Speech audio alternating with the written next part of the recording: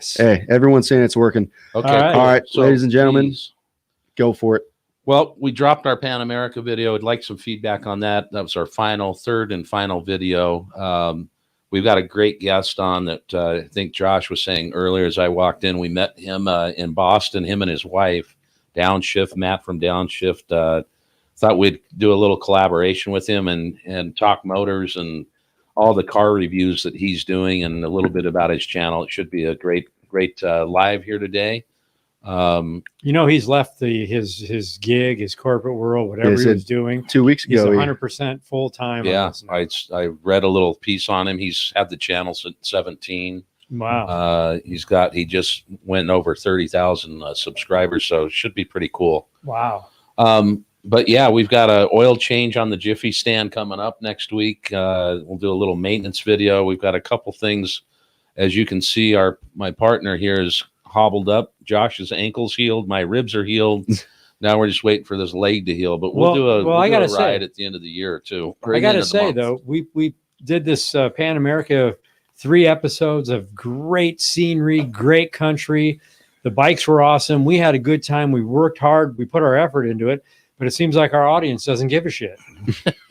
Well, no one's watching it. It's a little different ride. I mean, I think for the diehards, people are digging it. We're getting good comments, but yeah, the views aren't exactly matching up on that. But yeah, we're working on some different stuff. We're going to try and switch things up and keep it interesting and just keep putting out good stuff. Looks good on there? Yep, we're good. Right. So maybe we jump him in a second here. So maybe go check it out, you guys, when you get a chance, the Pan America videos. And you can tell us if you don't like them or not, I mean, shit, if they're watching the live, they're diehards. They're all digging it. Maybe it's they just want street, no dirt. I can dig it.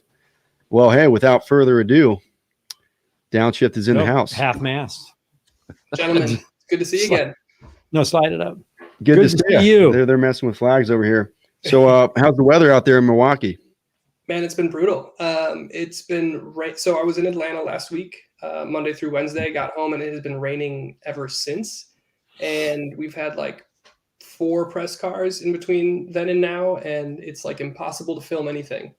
So we're going to go up to Road America. They have an off-road course tomorrow, and we're going to hope to not get stuck in a bunch of mud. So we'll see how that goes. So now that you're doing this and focusing all your effort into this, are you getting these brands and companies coming to you now saying, hey, do something with us?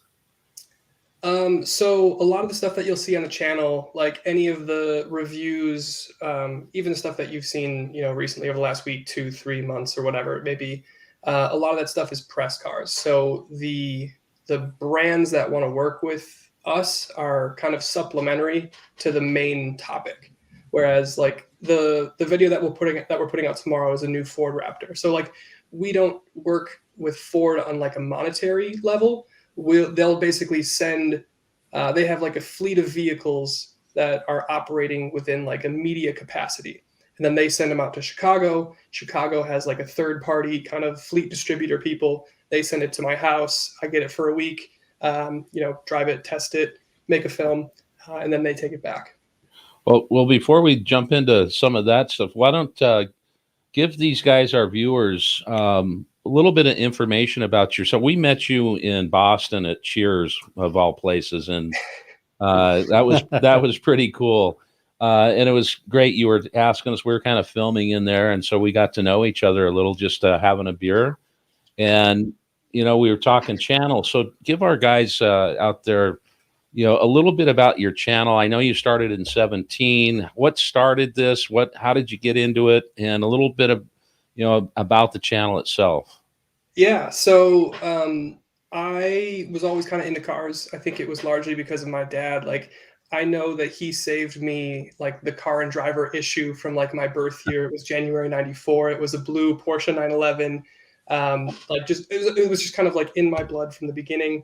And then after I had graduated college, I had a lot of like free time after work, and I didn't really, kind of like idle hands kind of thing. I needed something to do. So I actually started writing, built my own website, started writing articles and reviews and that sort of thing. And then it didn't take long for me to realize that the people my age don't really like to read. You know what I mean? We like to watch content. We like to watch videos. So that's when I had like my cell phone was up for renewal after like my 2-year contract. I got like a Google Pixel because I was told it had a good camera. My cousin's a sound engineer out in LA. He helped me with a little bit of audio stuff, which was like way on the deep end, more technical than I needed. But from there, it just kind of grew like organically. Like it was any money that I made from the channel kind of went back into the channel to get new, better gear, learn new techniques, go to events, get access to cars and that sort of thing. And now we're at a point where I'm able to kind of sustain a living or an income potentially. So, it's a new thing as of like 2 weeks ago to take the plunge and do the YouTube thing full time. But now we're doing, reviews, comparisons, news, all that stuff we're trying to put out like a video a day. So I was watching that lately. It seems like you're getting almost one every day out. That's pretty tough to do. Yeah, I mean, some of them are easier. Like some of them that you'll see, like with me sitting at a desk, that's an easier turnaround from like an edit perspective. But anything that you see with us behind the wheel of a car, I mean, that takes. I mean, you guys do your own stuff, but that takes a good, 8 hours, 9 hours, 10 hours of film, another 8 hours to edit at least. So that's So back in the day when I was a river guide, people used to always ask me when they were on the trips, what do you do in real life? So what did you do before you made this transition over to the channel you have? Yeah. So when I was in college in Milwaukee, I got an internship at Rockwell Automation, and I was doing like marketing analytics. And if you can picture like the Hollywood stereotypical, like what an office setting is, it's all like, middle-aged white dudes with, a little bit of body mass, and everybody's got like the perfectly pressed collar and everything. Like that was my experience there. I mean, I did meet some good people there, and it was a fine experience, but it was very, very corporate. And, the further I got through my life, the more I realized I want to do something creative. So after that, I went to like a marketing agency. I was doing like event marketing, and then that was a little too loosey-goosey. So I went kind of back more towards like marketing communications from like a software capacity. And then there was just a couple things here and there, but it was largely marketing. And then the more I started messing around with the channel, the more I started getting into like film and production. That's when I actually met you guys. I had like 2 or 3 weeks in between when I finished my job at my software company to then I was going to be working at Kohler as a producer. And I was on there for like a 6-month contract. And it was before that. That's when we were in Boston. My wife and I went to Acadia National Park in Maine for a couple days, which was super cool. We headed down to Boston. We were in Boston for like less than 48 hours. So the odds for us to run into you guys was just kind of wow. So, yeah, it was pretty cool to see you guys in the basement. Well, we believe in fate. Yes. We've had fate for the last 2 years, and it takes a lot of hard work to keep these channels going. And people told us originally, don't get down if you don't get the content out that you want, and don't get down if you're not getting the growth or, so our whole goal was just to really inspire people to get out and travel. And it's kind of flipped on us. I mean, we've got so many people, that we've met like yourself that we call it being a new friend, Right. and to hear your story and then have you on our channel and start talking about, your life and what you do is pretty cool. And so it's really flipped on us that people have really more inspired us to do more. And so, but it's tough. I mean, our edits, we can only do one a week roughly. And now we've got a soldier that's been wounded. And so we got to scramble for some ankle. And then you got rib stuff going on. What's going on here? It's over now. Nothing major, but it was bruised and popped the cartilage a little bit, but there's nothing. It's so painful. I mean, it's just crazy. Yeah. But yeah, Lance had a tib fib. He's got a nice chunk of hardware going up that leg. We took a spill on the last trip. Same deal. We kind of how we operate with some of those bikes that aren't ours. It's the same thing. It's a media pool. It's another company you're working with. Blah blah. But yeah, we took those out. Had a great trip. Lance's first time on the dirt, and he was killing it. And it was kind of something that could have happened to any one of us. We turned around the corner. There was full on 6-inch deep ice. except for maybe on one side of the road there was dirt patches, but it was a damn ice skating rink. And you right can't there. ride So, on ice skating rinks. yeah, you can't really ride on that. For a Can't little drive bit. on ice skating rinks either. Even a car that actually came by through that trail and was offering help when they went to go down in the direction they were heading, he was sliding out, and luckily there was a berm there. But yeah, it's interesting. So he's healing up. For us, I mean, since the beginning of this is the longest we haven't been on the road. It was started off as well, even when you were hurt last year. Yeah, at I cut least the cast two of off. us could get out. No, for sure. And then even though you were hurt, you could still edit. Yep.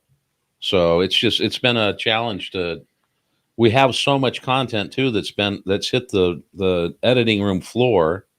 So it's how do you go back and maybe mash some of that stuff up, but we're not going to stop. We've got some trips coming up here. So we got plans. But enough about us. So what's your dream car? Is it an older hot rod? Is it one of the new electric cars that you've been looking at? What's your dream car? For the street, we'll say. Yeah, no, I think the dream car is a tough one because I think it varies depending on when you ask me.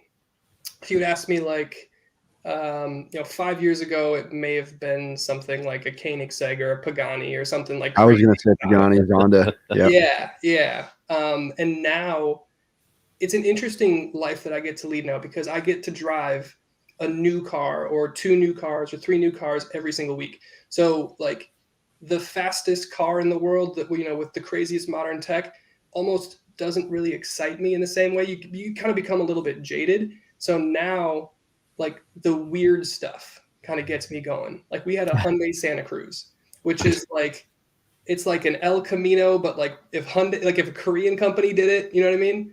And it was just weird. And now I like that. But I think if I had a dream car for my 10,000 subscriber special, I got to drive a Ferrari 458. It's the last of the naturally aspirated engine Ferrari V8s. Beautiful car. The gearbox is so crisp. It's some cars are just all about the experience, and that was something else. I mean, that's a conversation that as American V twin riders we come across quite a bit because even me, I came from the sport bike world when I initially started riding, and you get that for $8,000 you can be off the lot with a bike fully paid off. That's extremely fast, bulletproof, but the experience, although it's quick and it handles and brakes well, blah, blah, blah, the second you hop on a Harley or V twin, which nowadays have very similar, if not identical capabilities, depending on how you build it and what you do with it, the soul of that V twin is just, you can't beat it. So for me, before I got my first Harley, I would have said, I would love a brand new this, that, and the other, which is of course what I have now. But what I ended up was loving the FXRs, the 80s bikes. They're carb, they're raw, there's no computers, and you hop on one of those and you can't help but fight off a smile. I think there's definitely something about that experience, that emotion, and it's so hard to convey on a video without sounding tacky or cliche or something. But I know exactly what you mean because I've had that same experience where something that's just shouldn't be that good on paper, or you look at the numbers and you're like, oh, that's probably whatever. But you get on and you're like, whoa, this is the shit, man. This is awesome. Sure. This is really cool. So you guys do a lot of Harley stuff now. Is a lot of touring bikes. I've seen some of your cross country stuff up to Sturgis or our own bikes. And for me, I go through periods of I'd really like a 68 Camaro SS. Sitting in my garage. I'd like a candy apple red. Then I go the pine forest green 911 turbo, like a 1978 or 9, just crazy. Then you go to a 930 turbo Porsche. Lance had a pretty crazy car here as well, the GT3. Yeah, that was a gnarly ride. Porsche GT3? His son. His son had one, and he just traded in for a Raptor. Not traded in, but a 2022 Raptor, which is, I'm looking at it out the window here, and it's just, when I saw that, got a little excited, shall I say. What color is it? Because we have silver. What is it? It's silver. It's silver. Okay, yeah. Our video tomorrow is an orange one, so that's probably the exact Damn. same truck that's outside Yep. right now. Yeah, well, I would probably go for an old 50s pickup truck. I Yeah. like the old pickup stick shift, 3 on the floor. I've had a Full weird mounted, thing. Yeah. Right? I've had a weird thing for El Caminos lately. El Like, I Caminos. would Well, love maybe to the build- Hyundai thing might. Right? Switch it. Yeah, The Hyundai thing's weird, man. Hyundai. It's weird, but Do you it'll have get any it done. comments? Yeah, we got a comment from Paolo Ducci saying, "Ask Matt who has the coolest car in high school." No, Yeah. so Paulo's my partner now, and he had this. Oh. he had this this Infinity G35 coupe, which was like on bags, like it was sitting on the pavement. It was pimped out. Scraping, Like, it was right? I don't know if he got it that way, but there had to be like 10, 15, 20 grand worth of mods into that thing. It was wild. Like you couldn't get into his driveway without going like, I diagonal. wish I could say I can't relate, but I actually had an WRX that I M35 did the same thing. Infinity. You There what? you go. Yeah. Yeah, you WRX, I mean, you're always guilty. I am they're always great guilty. cars. You know what's funny? I don't want to say I did, but that car was totaled because a lady pulled out in the oncoming and just like absolute worst timing. I'm like, oh, I'll take the money and the insurance stuff, and then I got a newer one, and then long story, but I lost a ridiculous amount of money on that thing, and then sold it and just took whatever was left and bought my first bike. So Yeah. things happen. So, are there any other Pauls out there? Paul? Isn't it Paul? Paulo? Paulo. Paulo, yeah. Oh, there might be some Paulos See out if here. there's some other guys that are. And then a question for you two. Eric said, with the new ST versions coming out, are you guys daring to upgrade? Not yet. But we've already done the fenders. We already have some power, yada yada. So Our bikes are essentially fully- have STs. Yeah, they're fully the way we want them, and we get bikes like every 2 years. So we're going to put some more miles on our bikes before we jump on that. I'm over 40, so well, it's getting close. I'm liking my color. I'm liking my parts, and I right to change right now would be a That's the real thing. drag. Well, I still you just got- changed in May. Right. You're not changing. I'm gonna try and run the Road King until like 60K. Yeah, I think Because- I have to wait till he gets Right. Luckily, I got a restart. Well, 2 years old. I got 75 on my last bike, so you can go to 60, Well, I'm probably go to 75 or 80. maybe. Yeah. Doug Longeval says, "What was your first bike, Josh?" I got a Yamaha FZ07 and a Honda CRF 250R for my dirt bike. And then And Matt, is that a beer? It is, yep. good man. Excellent. We actually had a fan fly in from Milwaukee last week, and he brought us some Spotted cow. spotted cow, which was bomb. There you go. And then he brought us some venison salami Oh. that he shot on his farm, and it was insane. It was incredible. So what we That's the need to most do at some Wisconsin thing point you can bring. Yeah. is you Yeah. got to get one of the coolest cars you're going to do a review on, and we got to go do a 2-lane and an upshift or Downshift. downshift. We got a buddy who has Run. Upshift magazine, so we'll he do gets it. We'll do a twisted. run with cars and bikes. That would be sick. Yeah. Yeah. We- It's one of the things that I think would be really cool. Like, especially in Milwaukee with you guys and your ties to Harley, like there's a lot of opportunity to do some cool stuff. So next time you guys are in town, let me know. Yeah. Yeah, we'd run into a Porsche club on Route 66 and thought that would be cool to maybe do something bike and car lifestyle. So that'd be awesome. I'm sure we'll be out in Milwaukee sometime this year and the next year would be my guess, but that'd be cool. Yeah, it would. And are you guys in LA area? Yes. We're just Yeah. north of LA in a place called Chatsworth or Canoga Park, California. Okay, cool. Yeah, because what we're running into now is our channel's growing to the point where we're getting new approvals from new brands to have access to cars. One of them, namely, is Aston Martin, but they don't have any fleet in Chicago. Right. Like the big fleets are in New York and LA. So Paulo's dad has a place outside of LA, like an hour or two. And we're talking about maybe making a trip, booking a couple cars, spend a week up there and see if we can't put a couple films together. So if we do that, then yeah, we'd love to link up. Yeah. I mean- what city, what area roughly is his dad in? Bakersfield. Oh yeah, we're Oh yeah, we're hour and a What, half, hour and a 2 half, hours. yeah. Yeah, perfect. I mean, right off the cuff, what would be cool is like you guys said, we had planned with the Porsche, ride to the same place, whether it's the same or different route, and then go do something at that place, film it, whether it be the desert to go rip some Go to sand Kernville. rails, Kernville, whatever, you know. Right outside of Bakersfield. And you've got some cool roads that you can do with the Aston Martin up that direction, and there won't be a lot of traffic on them. Yep. So I mean, 30 minutes from our shop, we got Mulholland, we got Encinal, obviously PCH, which those lead to. Tuna Canyon, Decker Canyon. I mean, there's these just incredible. Decker was always one of my favorites. It's almost too tight to rip a bagger around really quick, but in a car it was great. Yeah, just fun stuff. Yeah, that would be cool. Well, that's the struggle here in Wisconsin is all the roads are flat and straight. So there's something that looks cinematic. When you get a chance, look at the Pine Mountain Club in Southern California.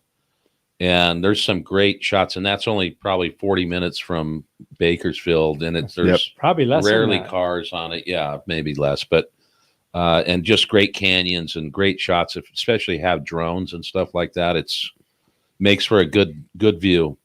Yeah, and I was gonna say, kudos to you guys. The cinematography that you guys pump out is baffling. And there's. It's funny because I pay attention to a lot of that stuff more now over the last year or two than I ever have before. And you really take note and you really start to appreciate the level of effort once you know what goes in on the back end to, racking focus for a shot or getting, parallax around this. Just kudos to you guys to be able to do that stuff and have it come out in such a cinematic way. It's really, really well done. It's well, thank you. We've spent a lot of time in class with Josh and teaching him how to get the right aperture. Yeah. But it's funny because the reality is we're not probably your typical YouTube channel. We want to be more cinematic, and this man has learned so much on the way. Example, we have a camera. What's the camera? Sony A7 III. A7 III, yeah. And he's shooting, and next thing you know, he's like, I need a monitor. I need it so I can see whether I'm getting washout or not. And so it's been a real learning curve as we've gone. And to your point, we try to put some money back into the business. We need to put more back in for the equipment because we need 2 cameras now.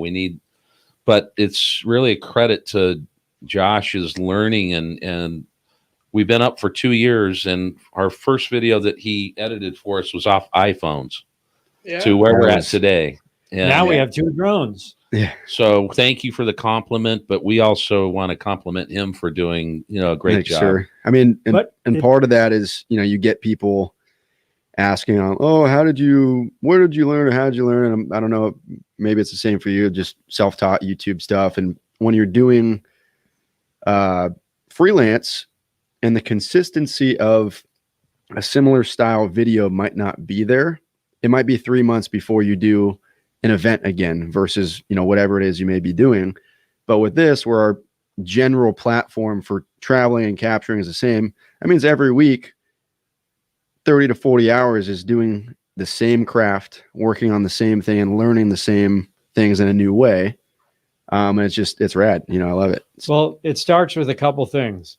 Passion, the love for the road, and we all have this vision that we're looking at, and we want to create this. We want to bring our ride into a living room.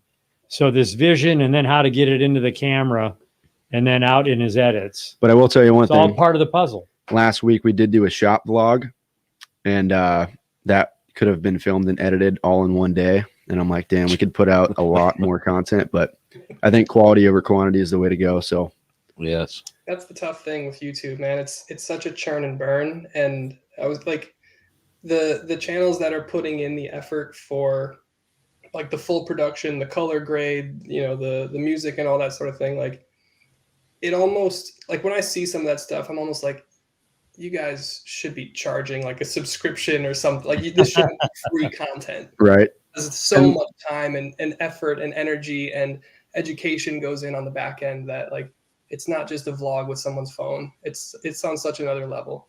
Yeah. So maybe we'll go that direction. I was watching some of your stuff as well, and it's like you've got the places where you're just kind of doing the review at the desk, and it's got an interesting deal, you know, to it, because you're showing pictures of new cars coming up, but then you're out on this, you know, doing these reviews, and I was wondering, is someone sitting in the other car seat, like, is your wife, who's filming you? Where do you set all that stuff up? Because you've got your own perspective, and it looks great. I read a comment on one of your drops, and we get this comment all the time, like, you should be so much higher. You do such a great job on your reviews, you know? That's the worst comment to get, because you're like, I know, tell your friends to stop. I mean, the interesting thing too from niches go is, you know, with car stuff, there's so many people putting out quality content. There's so many people kind of fighting for some of the same things. And, you know, the plan was always to do motorcycle stuff, but I think that was part of the initial success with us in the first, you know, since the beginning, was there's a ton of motorcycle pages. There's a lot of them that put out really great stuff. But there's a smaller number that have good camera work and tell a story, you know, so we would like to think we fit into that smaller section. Yeah, no, absolutely. And I think, to your point, like, I see this in the car community all the time, where there's almost two camps. There's the people that are good on camera and can convey idea and like look good, you know, and present. And then there's like the cinematographers who can make a really interesting social media edit. But it's the people that can do both and put it together. Eventually, they will rise to the top. You know, there's definitely a need for that level of production, and I think it is appreciated. Maybe not by every single person, but by the people that do know what's going on the back end. Like, it's really appreciated, the work that goes for in. sure. Well, we're having a good time, and we've been working our butts off. And yes, we had a group of guys go with us on a ride in Utah. And after the end of the day, we were sitting there eating dinner, and they're like, wow, we didn't realize what you guys do to get this content. We put them through the ringer because they were with us. Because from St. George to Moab is what maybe a 6-hour ride. Maybe took us 12. If that, but something like that. Cameras, batteries, angles, talking about what we want to do. Drone shots. And traveling with that gear on a bike. You know, like that type of deal. Paulo actually asked us, are you guys all full-time with 2Lane? Yes, sir. We're all here all the time doing all the things. Basically 7 days a week. Unlike Matt, he only spent a few years in the corporate world. I spent 30 years in the corporate world. I was a bank executive and decided to throw my passion completely into riding with my partner here in Powell. We've been riding together for 10 years, and we decided the last 2 years to start a channel. There's a story behind that. When I left, I got a little bored. I was going to go back into banking, but got a little bored quickly. And so we decided to maybe think about a parts truck with a bike in it and go sell to dealerships.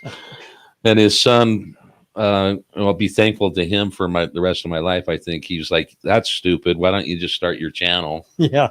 And we're like, well, we don't know what the hell we're doing with the channel. Can you imagine if we started the channel 10 years ago? So just crazy. But, you know, that drive and energy, you know, you can tell your own story, but Lance has been an entrepreneur his whole life, basically. And so Josh, we just happened to find 2 years ago, luck, and this is why we kind of believe in the fate. He actually rides a motorcycle. He can film. He's an editor. And it's like, it all just came together. Josh originally, you know, was still in college.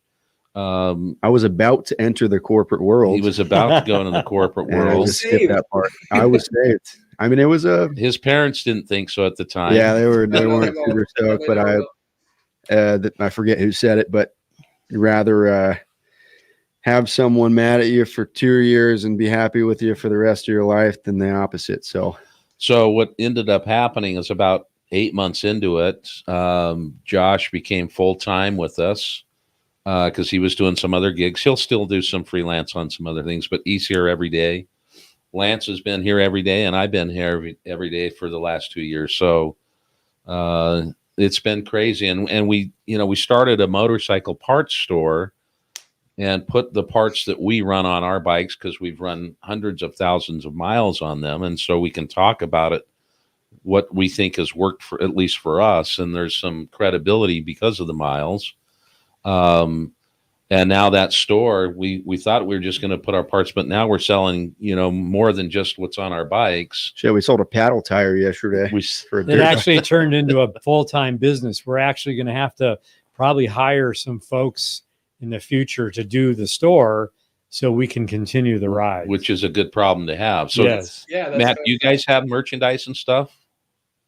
We've got like some apparel and stuff. I really actually like the apparel that we have. Like a lot of it is embroidered, so you won't get like graphics coming off in the wash or anything. But yeah, there's stuff on downshiftmedia.us is like our website. I need to take a look at it. To be honest, I haven't updated it in a long time. But yeah, there's a couple like t-shirts and stuff.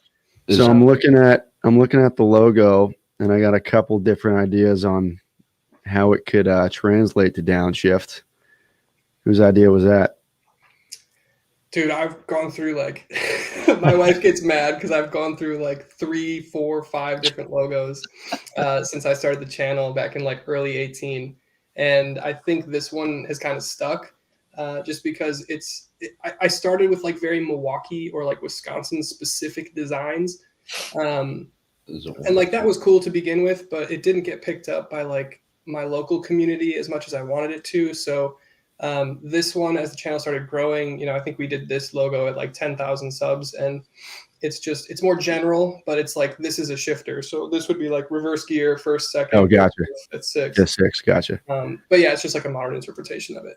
But yeah, I really like it. I think Paulo likes it, and we've gotten a bunch of compliments on the new logo. So I'm excellent.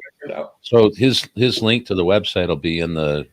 Yeah, so for those watching, if you go into the description of the video, it's got his website, his Instagram, his YouTube, his TikTok, all that good stuff. So can we talk a little bit about, not politically, but the electric car? Yeah. Because I had a couple hybrids. I had an 530M hybrid, 530E, I'm sorry, and I had, for our corporate cars, I owned a couple different Volts. We were based in Los Angeles, but our headquarters was down in Orange County. So all the executives ended up getting in Volts because we had carpool lane. And I didn't know what to think of it at first, but I got to tell you, by the time I was done with that car, I could not believe it.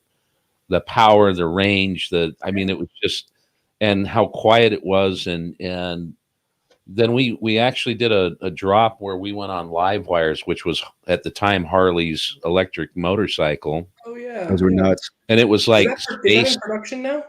The live wire? Long story. They got bought out by a company, or there is now a separate company called Livewire, and it's no longer the Harley Davidson Livewire. Does Harley have an e-bike though? That was it. I think it's still on their website though. Yeah, I think it's still on their website, but they've transitioned to that being its own company, I think, for financial and stock purposes. But two things on that bike. One, it's got this modern age sound as the electric cars do. Yeah, that deal. And then but I was like, you gotta, if it's a Harley, you gotta pipe in some loud pipe sound or something. I put a soda can in the back wheel like middle school. And then I had, like, on the Volts and the BMW, there was a second horn that was like a quieter horn because people can't hear you roll up on them, whether they're on a bike or a skateboard or something. And it goes brrr, something like that, But what are your thoughts on these new vehicles coming up? So I'd say, like, from 30,000 feet, the electric car. Now, I don't know about lithium reserves and that whole thing, but if let's say that there is enough lithium to do electric cars for the next 50 years, the electric car as a concept is a better solution to driving every single day. I think the problem that they've done is that they've introduced and thus branded electric cars as like, this is the next era of performance car or enthusiast car or sports car. And to me, they're fast as hell, and that's great, but I can do, so like 2 summers ago, I did a back-to-back video with Porsche Taycan Turbo, which is like Porsche's EV. I watched that. It's fast, dude. It's insane. It's like bafflingly fast. And I drove back to back with a Mercedes AMG GTR Roadster. So that was like a limited run, twin turbo, 4-liter V8. And just like, I drove the Taycan first. And like I said, it's almost like sickeningly fast, where like my neck was starting to get sore. My back was starting to hurt, because you can just, like, the second you touch the throttle, you're just gone. But then I got into the Mercedes, and it's like big V8. And it's like, okay, this is what I want. You know, this is the thing that I want. So, but like for the person that just needs a car to get to and from work, to get to the store, to the school, like whatever, the electric car is better for you. It's quieter, it's more comfortable, it's more efficient. It's just better in every way than an internal combustion car. You won't have as much maintenance to take care of, oil changes, all that stuff. But like to brand it as like the replacement for a performance car, it just doesn't seem quite right to me, because like we talked about earlier, it's so much about the experience. And to me, like the sound that you get out of a car is such a big part of the experience. Well, yeah. I mean, that's a very good point. And it's like, even the new cars nowadays, they're quiet, they drive, even if it's a gas vehicle. But I used to have a 63 Bug. And when I get in that Bug, no matter where I went, I actually was having a good time, because I was driving it. I was in the moment. Yep. I don't like the fact of getting into a car and you're just in there and it just takes you over here and there's no passion. It's just like, I got to where I need to be. I'd rather get cereal last week in a Tesla. I would rather get there and say, wow, I had fun getting here. And that's what I love about the Harley Davidson. You don't get people to say, I want to go on a car on Route 66 and be on a futuristic car and go back into the past.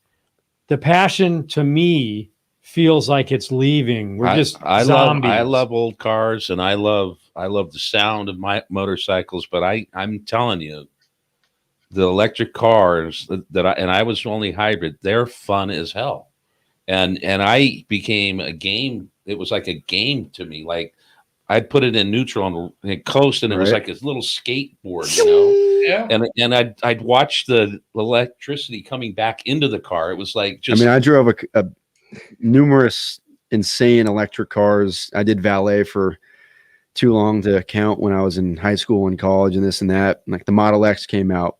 I drove an early edition Plaid, and my mind was just blown.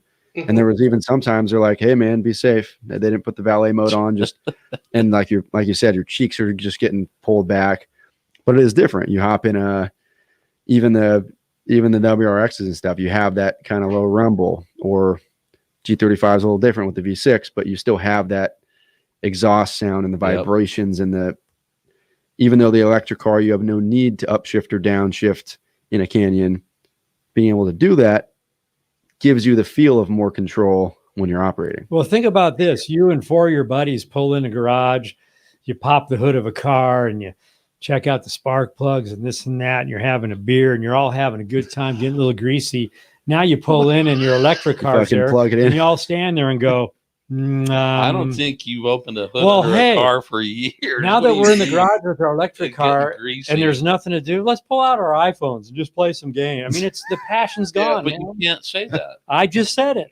But that's your opinion, right? That's your thought. That's my personal opinion. I am not telling anyone to value my opinion. It's my opinion. Right. So I have a different opinion. Yes, and I love it. Okay.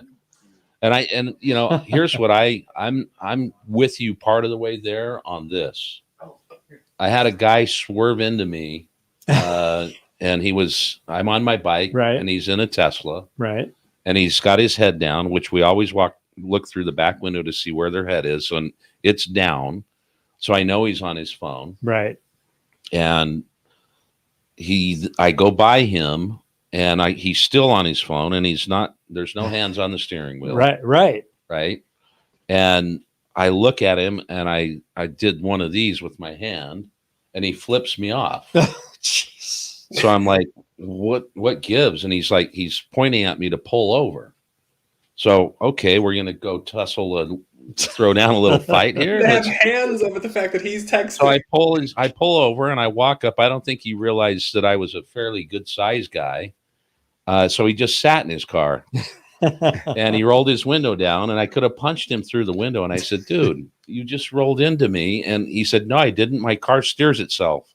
I said, well, then how did you get into my lane? You want me to call Elon and tell him that he turned into me? What? Yeah. And I said, by the way, I own this same car, and you can go back in the computer and you can see what happened where you rolled into me, which I totally fabricated. Got to check the black box. I ended up shaking the guy's hand. His name was Ed. He drives a blue Tesla, and he owns a couple sandwich shops out by where I live. And I'm like, dude, just kind of chill out. And I don't think it's a really good deal. I'm a banker, but I'm also a biker. Like, I don't think you should be flipping people off and asking them to pull off and get your ass kicked. And he's like, I agree. And for those of you listening, I'm going to get a nice little close up. I'm opening a Wisconsin Spotted Cow beer. There we go. That was very quiet. So I'm with you on that point. Like, and then I had another one where I was coming up and this lady was on her phone, had a cup of coffee, wow, and had no idea that what was going on around in her surroundings. She was doing this and no hands on the wheel. And the question I have is, why are you on your phone? Yep. Because that Tesla has like a 28-inch. Yeah. That Tesla has like a 28-inch screen on it. Right. Why aren't you just looking at that? That's big. Yeah, you can watch Netflix in a Tesla. You don't need to be on your phone. Yeah, no, I think the people buy into, and I think that they've done, like, from the jump, Tesla was on this, and like before regulation even knew what was going on, they started calling their like driver assistance package autopilot, which is just a lie.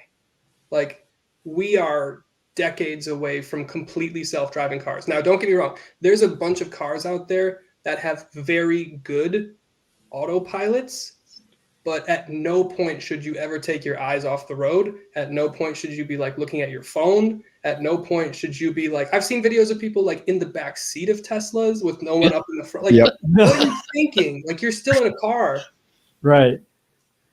It's insane to me. Like, no matter how good it is, you're in a vehicle going down the road at 60, 70, 80 miles an hour. Like, at any point, like, I would just be concerned that like the Matrix would glitch and I would fall off the road. Like, what are you thinking? I just think we should have both options. We do. Yes, for now. But I don't think people, I can't remember the last time I lifted a hood on a car. And I don't know if I want to be there with my buddies greasy. Well, I think that whole thing with your buddies on the weekend, Galen, come on. Well, come on, not happening. The newer cars, you really don't have to get the hood open. And well, I will touch on another thing too, is kind of back to the live wires. Like, if they made a big old bagger that looked badass, and you could tow shit or not to, hold stuff and go travel, great. But you can still only get less than 300 miles to the charge. So if we're going to do a 900-mile day, that's like a couple extra hours of charging. I mean, even last year, we had a little mishap coming back from Sturgis, a wheel bearing failure, whatever. It was Monday, or no, it was Tuesday. I had to be back home to finish an edit and upload it before Wednesday, so we're not missing a drop. And we had left from Park City. Yep. So Park City to, what is it, 800 miles? I forget how many, a lot of miles. Basically, it's about 700 in St. George, that happened. I'm like, all right, adios, 120 something degrees, whatever. And so I had about 430 miles home solo, and I stopped in Baker, California, which is the armpit of the armpit. And anyway, I got a sandwich, and I pulled over, and there's a Tesla charging station. At the same time, I pulled off the freeway as a Tesla. And like you said, amazing for daily stuff, but like road trips, not going to happen. I left, and he was sitting there in his car, likely with the AC on, which is probably not even charging the car. So, all right, you got to wait 2 hours to get to the next charging station. I don't know. Yeah. Rant over. I think Paulo and I, we did a video recently about the concept of like range anxiety. Yep. And people generally want to have like the most range, like they want to have 400, 500 miles of range. And like, I get it, because it's so uncertain whether or not the charger that you pull off to is going to have power or going to have availability, or if there's going to be a line, and now you have to wait like an hour for someone to charge. But like, I think we put it in the terms of this, like, you in your gas car, you can't hold your piss for 500 miles, but you know it doesn't matter because you know that you can stop at a gas station and reliably fill up every single time in 5 minutes. So until we get there with electric charging stations, people are going to still want to have the most range. And I think until we get there, it's not going to make complete sense to have a 1-car garage for your household with just an electric car. Like my wife, I want her next car to be electric, but we can't have only electric cars because what happens if we need to go on a road trip or, you know, something? Well, it's interesting, you know, that you say we're not in that industry, but they've actually got a term for it called range anxiety. That's amazing. Isn't that crazy? I've had that before. That was Rob in Sturgis last year with 100 miles to the tank when we're going 100 miles an hour. Right. Well, He was I can getting tell range you, anxiety. I firsthand was in a Tesla. My sister-in-law has a Tesla, and Laura and I went to Valley of Fire. Yeah. And we were coming back, and it's like, you have 80 miles left, and we had more than 80 to go. So I had to go really slow, and I had range anxiety. Yeah, you start turning off AC, you start turning off the screens. Yeah. Well, range. that's why I like the hybrids. I mean, I still had access to the carpool lane. It was a cleaner car, but I had the best of both worlds. See, I like the hybrid idea. That to me is a good solution right now. Yeah. Yeah, I guess my mom, go for it. Go ahead, Josh. I was just gonna say, I guess my mom's getting the Ionic, whatever it is. Who makes that? Kia or? Yeah. I think it's Kia. Hyundai, yeah. 5. So they make an Ionic, which is a hybrid, and then they have the Ionic 5, which is it's the 5. Yeah, that's. I had no idea what they were, and then the same day that my brother told me, I saw one on the freeway, and shit, they look like some Space Trek. Yeah, dude, they look rad. They're like cyberpunk, like real cool. Right. Yeah, they look wild. I like it. No, I think to me, the Goldilocks zone is kind of like plug-in hybrid. So you can do like 30 miles of fully electric range, which is for most people enough to get to from their house to work or whatever and back. But then you still have the gas engine if you want to go on a road trip or whatever. And then you still get like, it's quiet, it's super quick because it's still electric for the 30 miles or whatever. Like that is, until we can figure out the charging infrastructure, that's the Goldilocks zone.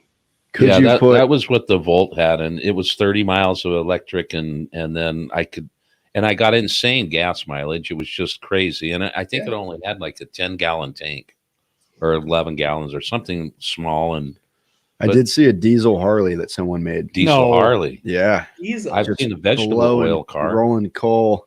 Well, what they're doing around here in California, I've seen it. I know you've seen it. They're putting these carports up where all these parking places are, and they're solar powered. And I think they're using those to create energy as well.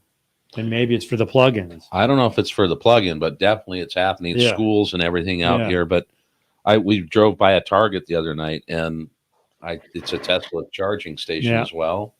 And it was like 5 o'clock, and it probably had, I think it's a 12 station. It had like all 12 filled up and people waiting. Really? What does 91 cost out there? For you. Oh, for me? Yeah. It's like $4.15. Oh, what a dream. Yeah, what about you guys? There is places in California where it is just under $10 a gallon. 10? For us, it's about $6.50. E85, interestingly enough, E85 is only $3.99. Almost $7. But yeah, I mean, 91 is pretty damn expensive. I've driven my truck once in the past couple months, and I just prefer to ride. Well, it's still $30 to fill up your tank. Yeah, it's like $35 to fill up the bike tank from empty. That was my car. And the tank is what, like a couple gallons? 6 gallons. I mean, and the reserve, it makes you think you're about to die on the side of the freeway when you still got like a gallon left. So, you know, but yeah, it's nutty. That's a good question. What do you guys like? Do you drive or ride your bikes every day? Like when you're just commuting to and from, like what do you drive? Yeah, mileage wise or bikes every day. All three. Lance, neither of these two actually own a car anymore. Oh, nice. Their wives have cars, but I have never, until now, never seen Lance drive a car. And I've got a little bit of a commute here and there, and one-on-one traffic is just disgusting. So I can shave off a lot of time on the bike, and there's nothing like riding into the place you love on a vehicle you love versus just sitting in traffic. So, well, there's a couple things with the bike. You get better gas mileage. You can get around traffic, and you can park wherever you want. Yeah, and here, snow. Yeah, and we have lane splitting here, so I guess they're freedom machines. They are freedom machines. I had a 530E that I was telling you about earlier that I sold and was going to pick up a little truck. But I sold it maybe 6 months ago. So I'd had it a year and a half when we started this company. I'd had it and hadn't put more than 20 miles on it. It just sat in the driveway, and I'm like, this is really stupid. Let's get rid of it, and then I'll buy something else. But with the prices of cars, I even have a friend that works at GM that gets me the friends and family discount. Yep. A lot of the dealerships are not, doing that or authorizing that because of the lack of inventory. So I've just said, screw it. We'll wait till the issues, subsides with the auto industry. And maybe I'll go back and get something. But for now, I don't even need it. But what's your take on this chip and all these issues that are happening with the inventory out there? It sucks. In simple terms, it sucks. There's fantastic cars being made now that no one's able to buy or no one's able to afford. Like, it wasn't even that recently. The Corvette C8 came out. Yeah, was maybe even 3 years ago now, and that was supposed to MSRP at like 65 grand, and you still can't find one for under 100K. Now, maybe your dealer, maybe you can get hooked up, but like even stuff like a Honda Civic Type R is going like 10, 20 over sticker. If you want a Ford Bronco, I tried to get one last week. Forget it. Don't bother. Chevy offered me tens of thousands over sticker. For sure. And that was the thing. So Chevy offered me like 10 grand over what I bought my truck for last year, used in 2019. Yep. And I'm like, damn, like that's great. But if I wanted to replace it with another truck, not going to happen because the diesels are going for 100K. And I'm like, and then I saw, oh, damn, if you build a Bronco, it's only 50 grand, 45, 50, whatever. But you can only get that price if you build it. All the ones off the lot are 10 grand above MSRP. And if you build it, you're waiting at least a year. Yes. So I can't, 100%. Not financially, I could not get rid of a truck and wait a year, whatever. Yeah, it's just insane, and yeah, there's two sides of the coin. So like I had a 4Runner and loved that thing, but I was driving, 100 miles a day to and from Kohler and like getting 16 mpg on 100 miles a day. Like that sucks, man. So I remember that. I made like 8 grand on the thing. I had it for less than a year because the market is insane. But the problem is, like, sure, I made 8 grand on the 4Runner, but then I had to buy something else. So I'm paying way more for something else. Like, it sounds great, but I also overpaid for a Mazda now. So Whatever. Let's see. Nicholas says, do y'all utilize the ability to lane split down there? We sure do. I would rather be in between two cars than get rear-ended. It's a lot safer. Correct. And we always get the I'll post a lane splitting thing on Instagram. Oh, you gotta wait your turn in line like everybody else. Well, guess what? If I was taking up the same exact amount of space as a car, even though I'm a smaller vehicle, there'd be worse traffic and I feel safer. So win-win. Yes, we do, Nicholas. Yeah, and I mean, I think there's a difference between a wild-ass hair lane splitter and a lane splitter. Like, if you do it right, there's been numerous studies that show it's much safer for the motorcyclist. We get it, but we're also on typically air-cooled engines. And so for us to sit in the heat, it's not good on the motor. And so we like to keep the wind going through those fins and keep the engine as cool as it can be. Do we have any other questions that are? We get all the good people in the house. We got C asking how Lance's foot is doing. Doing good. Got some gas price comments. Some people about to head back to work after tuning in for the live.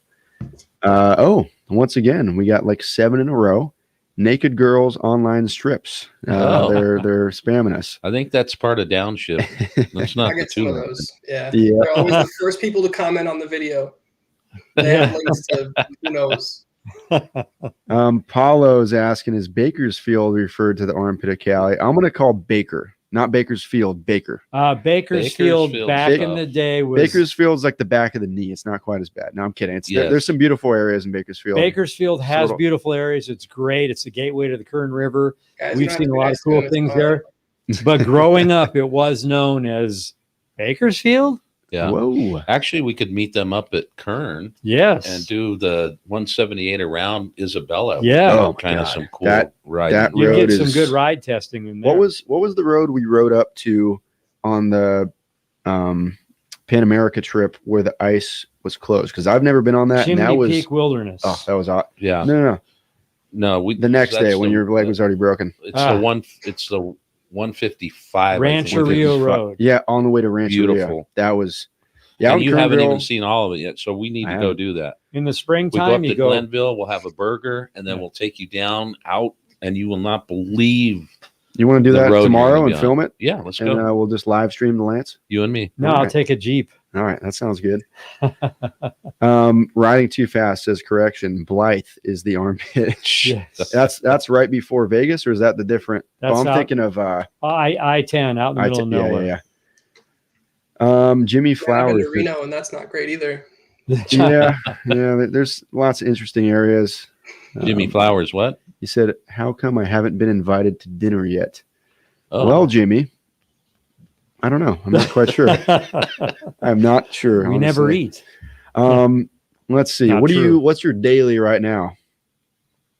I've got a Mazda CX-5. Actually, my wife also has a Mazda CX-5, and that's part of the reason that I got it. So I got out of the 4Runner because it had heinous fuel economy.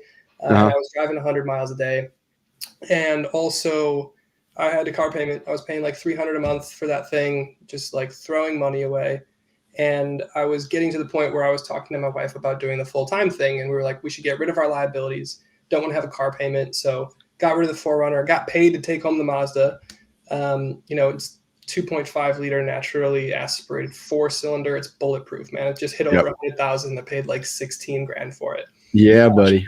It's great. It's a little workhorse. It's a perfect production vehicle. The doors are magnetic, so I can have my little camera rig hang off the side and get rollers. Damn. Nice. It's cool, man. It works. It totally works. That's what we're trying to figure out right now, is to rig up my bike with the gimbal, which I have maybe used once in the 2 years that we've been making videos.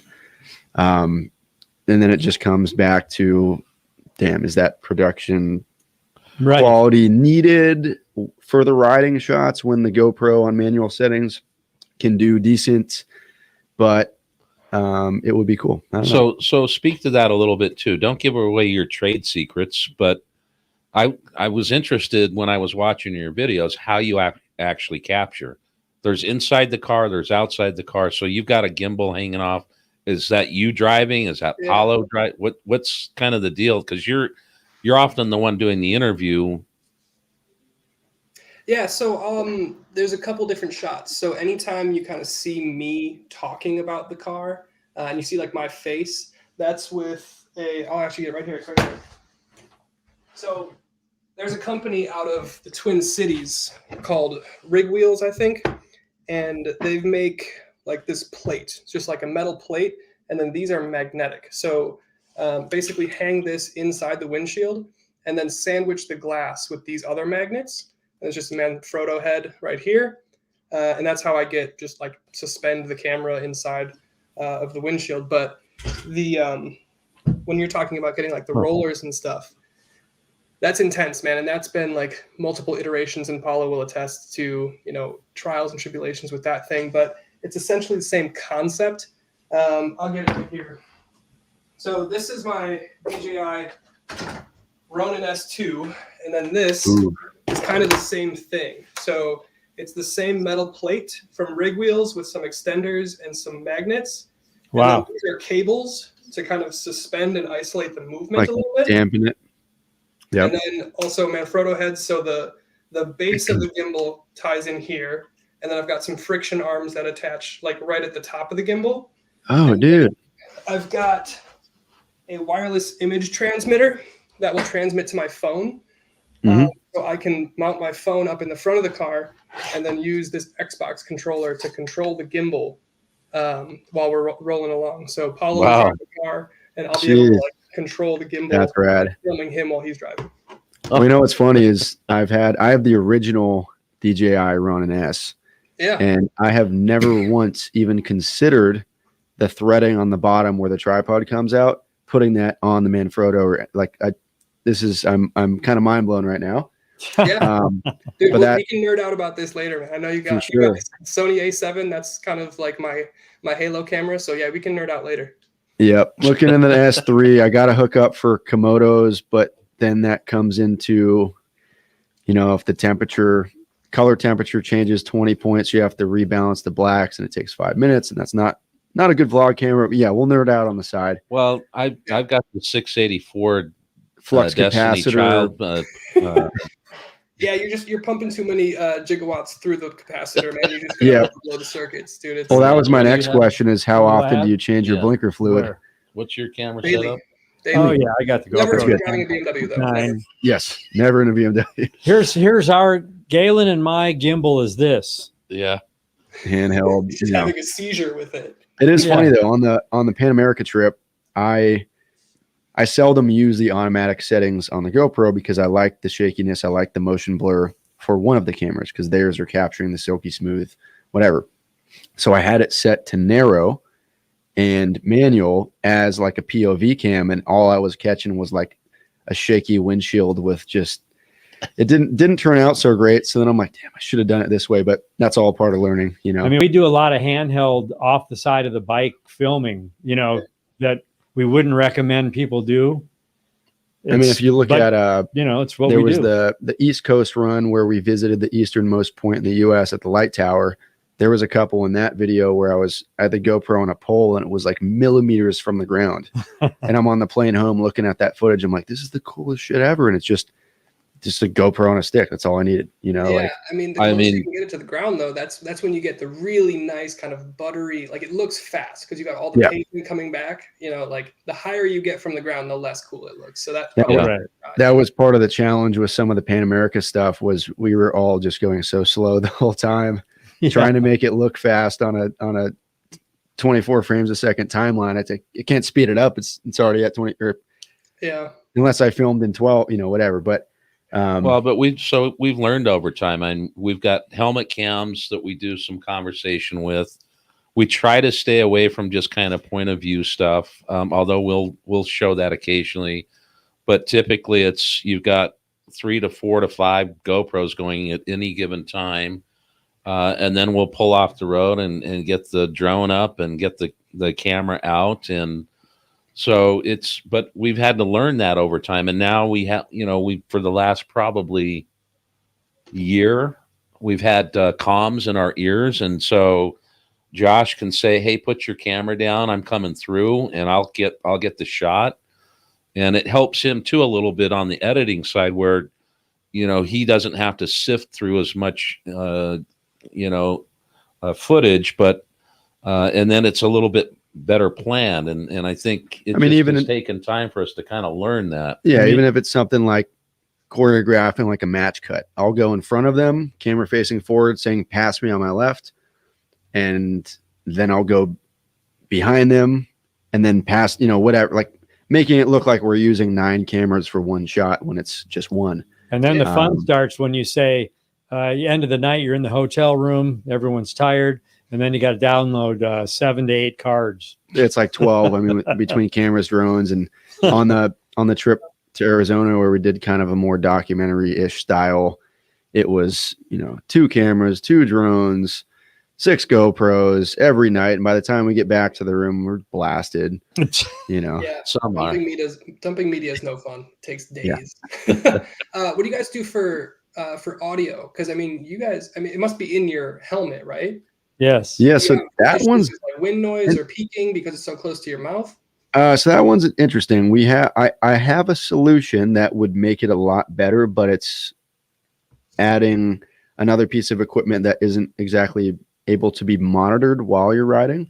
So we just have lavalier, like cheap lavalier mics, wired into the GoPro Media Mod, because some of the because the GoPros don't have a media input level or a audio. You can't block it off at 3 of 20 like you would on like a Sony.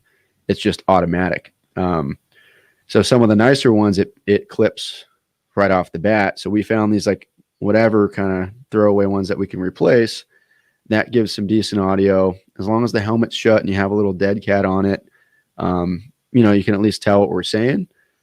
But without using an external audio recorder for all the helmet cameras and then matching up that audio to the footage and then matching up the footage to the third person footage to the camera B footage, when we're already kind of spending a lot of time putting that together.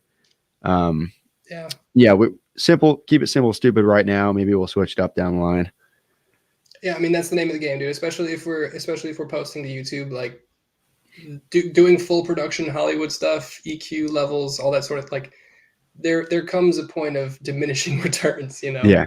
Your effort is going to be worth it. I will say, I mean, even looking back at older stuff where we were just like using GoPros with a dead cat on it, like watching a video when the audio is terrible is unwatchable. Watching a video where the video is not good, if the story is right, it really doesn't matter. Yep. And then if you can do both, it just makes it that much more watchable. 100%. Yeah. You guys asked me earlier what my dream car was. Do you guys have a dream bike? Or dream setup? I'm riding it. Custom. Well, I'll start off just because I'm finishing my spotted cow and beginning to buzz. My dream bike was actually probably my first Harley, which is a 86 FXR. I would love to build it a different way. But if I had two dream bikes, I'm riding the other one, and it's going to be done getting built in a couple months. But yeah, Road King special. Lance? What about you, Mr. Lance? Well, I mean, I love the way my bike's set up. I mean, you could say it's my dream bike, but I don't think I have a dream bike because I have this. I know every couple of years I'm getting rid of it, so I don't get totally attached to it. I love it when I have it. I keep it clean. I like the parts I dig. The person that gets a bike after me is getting a good one, but I'm on to the next, and I'm excited about it. But it's a bagger. It's always a bagger. Sure. I mean, if I had a warehouse, I'd have probably an old 72 465 Yamaha YZ. Yeah. I'd have an old Panhead. Oof. I'd run a FXR. I'd run a Dyna. I loved Lance's Dyna. Yeah. The Two-Face. But I really also, for what we do, I love the modern motorcycle. We feel like we don't and won't have problems with it. Whereas some of the older bikes, Harley was kind of notorious for breakdowns and leakers, and that's not the case any longer. So I'd also have probably my first Harley back in the garage. I shouldn't have sold that thing, although I wouldn't probably ride it that much. That was a 2011 Road King that had a candy root beer two-tone. It was just a beautiful bike. But I'm kind of with you. Like I'm moving on to the next. I'm interested to see what I would also throw a Pan America in the garage. I would love one. That was actually an impressive bike. For sure. It's a big bike. It's not like the dirt bikes I used to ride, but it's definitely an adventure bike. And they've done a really good job with that bike. And I know some of the old Harley enthusiasts would probably say, what are you talking about? But right. I definitely have that in the garage. We had a comment I answered this morning on the video. Oh, hilarious entertainment. Old guys on bikes, they shouldn't be on, or whatever. I forget what they said, but I responded. I said, machine's got no limit, buddy. Make it a great day. Well, one thing that's interesting, there's a group out there, Cannonball. Oh, the Cannonball, run. They on teams. You got to be on a bike that's 19 and older. 1930 and younger. 1930 he said they do and teens. older. Yep. So they're old bikes, and they do a rally across coast to coast. That's a lot of work. That's a lot of work. Yeah. So in the car culture, we have the Cannonball Run. It's New York to LA or Southern California. Is that in the motorcycle culture as well? It is. Yep. It's like So Red Apple Garage or something in New York to whatever. Yeah, I'm sure there's different start and stop points, but there's a Cannonball, and then there's a couple of them similar with the same concept but just different. But it's older companies in chopper history. bikes. Sure. It's not really new. Well, the Cannonball Run Cross Country is the older chopper bikes. They do have a couple of other rides, to your point, that are like 50 period and below. Jason Sims is the guy that runs the thing. If you look him up, there's some pretty cool culture there that's going on. Yeah. And is yours time bound, or is it more about the ride itself? Because ours I think it's both, but I think they do it over, I want to say 25 days. right. Because you can't really cover the miles on those. They're on bikes rigid as you can frames. now. They're on bikes that would tend to be those and break down a little bit. And if you do break down, it's not like they have a bunch of chase cars helping. You've got to get that thing back up and fixed. They leave you. Or they leave you behind. Yeah. So he was saying there's two different ones. There's one where it's not really time bound, Right. and there is a chase truck with some parts, but finding a part for a early 1900s Harley is just not going to happen, depending on what it is. You better find a good machine shop. But for the time bound one, it's like I forget what he said. There's no chase cars, but there's some kind of car that you're allowed to bring on your own team that follows a different route in the same direction, something like that. Now, if we want to do a Cannonball Run in a 68 Corvette and Camaro and those that'd be fun. Stick shift. Wow. Love it. So another thing, when I was asking you guys about like your dream bikes, is there like a go-to immediate modification that you do if you pick up a new bike? Like in the car community, it's like you do a tune, you do wheels, exhaust. Is that does that I mean that's pretty standard where we're at too. I mean with the touring bikes, a lot of it is that, but it's bars, foot controls. Like with the bars, they come with these kind of wheelbarrows that are just not great for performance handling or any handling for that matter, and controlling the machine. The second you put more of kind of a moto style bar with a little more sweep, it makes the bike feel lighter. It makes it more responsive. It's actually more comfortable, at least in our opinion. And then, you can wheels are not quite as much, but a tune, exhaust, cams, stuff like that. Our standard upgrades would be foot controls, handlebars and risers, suspension and seat and windshield, and then work your way into more of the tune and suspension the build. and So and Harley, for us, because we travel so much and so many miles, we have to make those upgrades. For the guy that just runs, kind of around the block, out once in a while, he can be just fine on the standard stuff. Which there are a lot of those, and there's a lot of them that will build their motorcycles and then they're still not used. But for the type of miles we do, we've kind of got I would call it a perfect setup. Yeah. It keeps the wind off of us the appropriate way. We can ride for 6, 7, 8, 900 miles, no fatigue. We don't have sore necks. Our backs are pretty straight with the way the risers. We've got our hands kind of at heart level, so there's no fatigue in the arm. We've kind of found the perfect storm for passenger comfort. Yeah. So I don't know if that answered your question, but it does. It's all bolt-on stuff. Yeah. How many miles if you were pushing, how many miles do you think you could do in a day, or could like an average person do in a day on a bike? I mean, we've done 1,000 from like Wyoming to home. Our wives have done 680 on the back of our bikes. Jeez. Because you can get about, if you have a 6-gallon tank and you're kind of at a higher speed, you can get anywhere from 250 to 275 to the tank before you have to stop.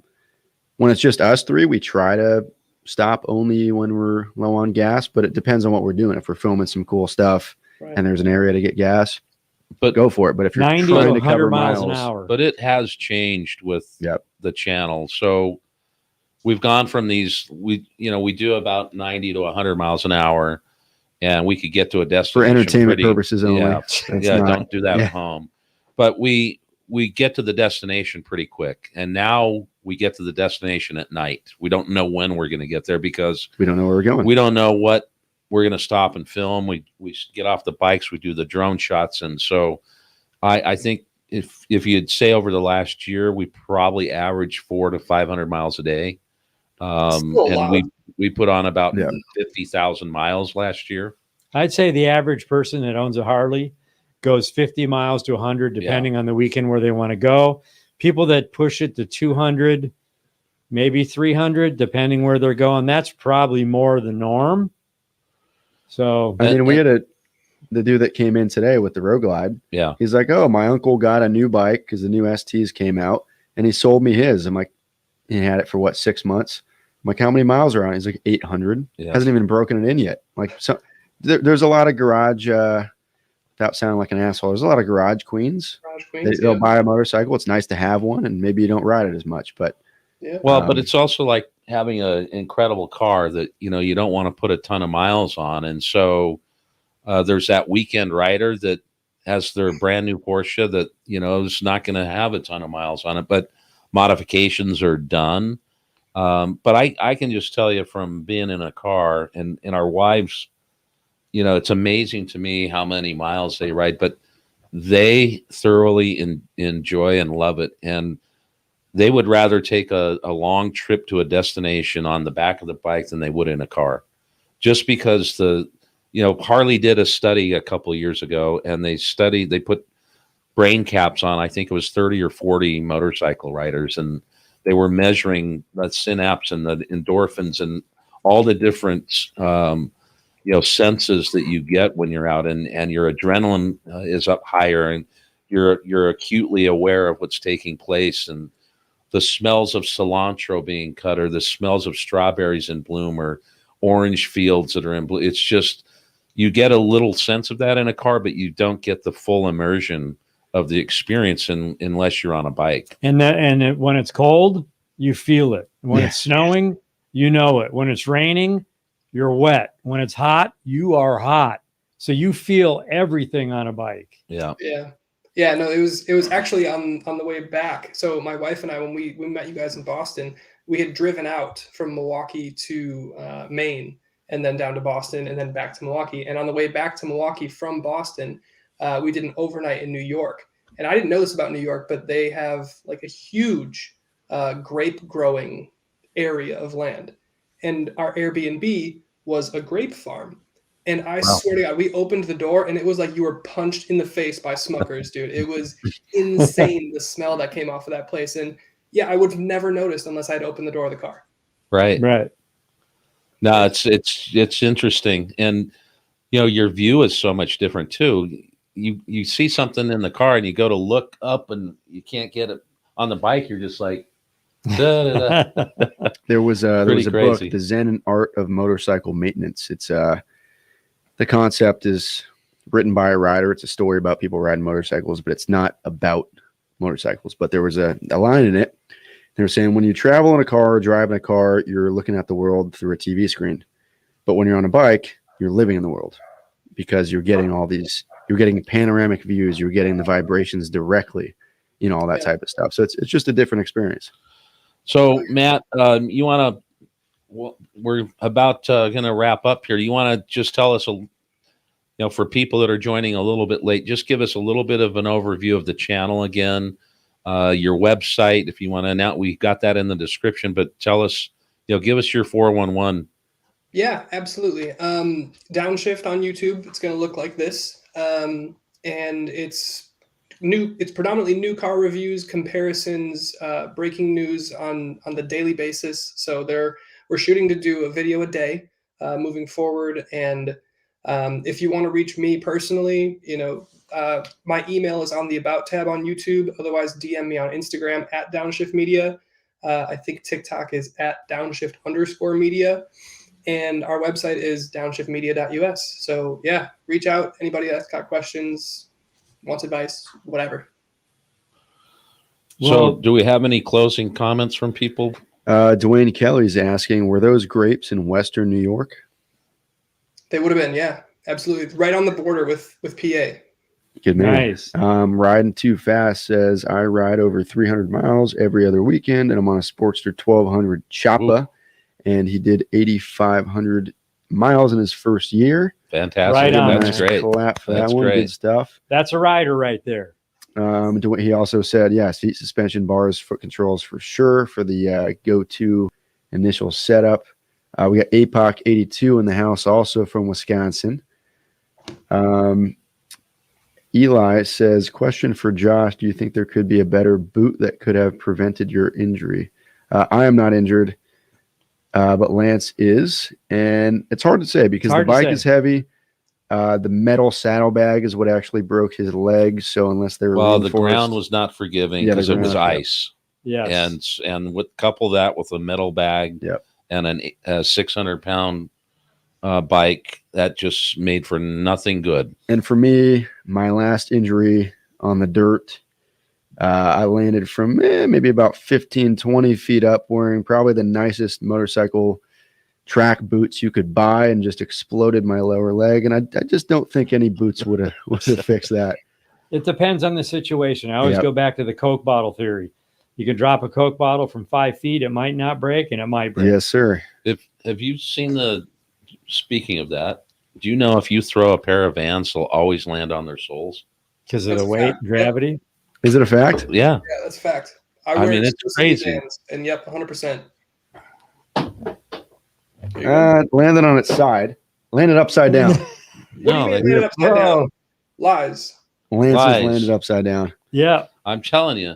Wow. I just proved it. No, I you got to debunked throw it. them up together. Who fact checks the fact checkers? Throw the shoes up together Nobody. and it'll land on its sole. Oh, together. Yeah.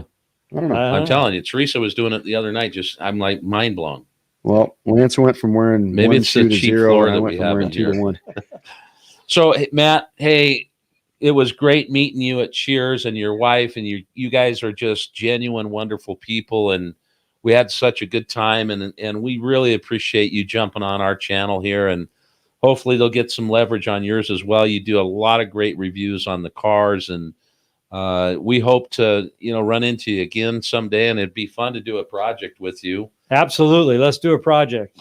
Maybe we can get that planned out over the next 12 months or so. But if you're in Bakersfield, that's close to us, that would be kind of a fun deal there.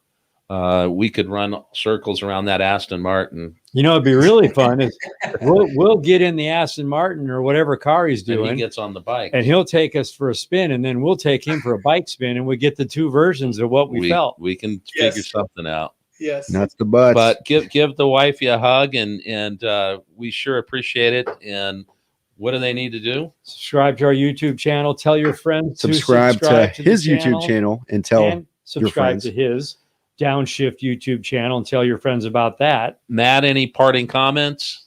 No, just thank you guys so much for having me on the channel. It was a pleasure to have our paths cross in Boston. I'm glad we got to do this, and I'm looking forward to any future projects that we do together. Really cool. Awesome. And we'll look forward to meeting Paulo as well. Yes, absolutely. All right. Well, thanks for the time, and we'll see you down the road. Down the road. And we are ending the broadcast. Let's see here.